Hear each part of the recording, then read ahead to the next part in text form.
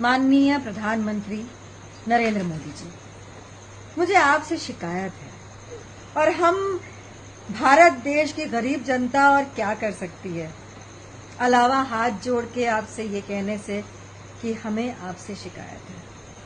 2020 में जब आपने अनाउंस किया था ना कि भारत देश के लोगों को भारतीय कुत्ते पालने चाहिए, तो मुझे और मेरे साथ के बहुत से लोगों को बहुत खुशी हुई होगी।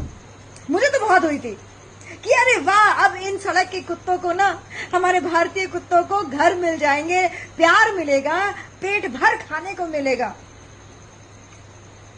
फिर एक दिन मैंने गोरेगांव ईस्ट में, हम मुंबई में रहते हैं ना, एक इंसान को एक भारतीय कुत्ता घुमाते हुए देखा, तो मैंने कहा अरे वाह, कितना प्यारा बच्चा है, कहाँ से, यहीं से कहीं से लिया है। लिटरली मैंने ऐसे ही कहा, नहीं हम तो ये राजपल्लम साउथ से खरीद के लाए हैं। और उस वक्त मुझे ये स्ट्राइक हुआ कि हे भगवान, हे प्रभु, ये तो हमारे माननीय प्रधानमंत्री जी ने जो कहा था उसका एक विचित्र प्रभाव दिखने को मिल रहा है।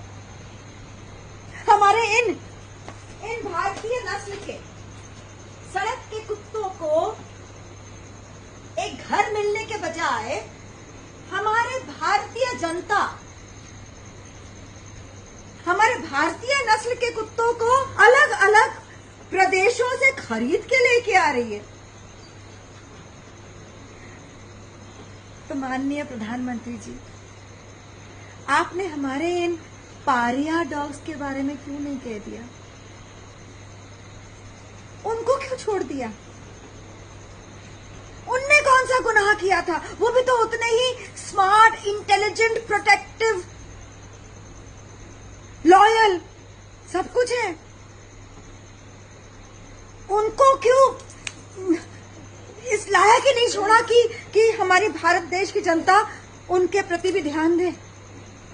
उनका भी नाम ले लिया होता।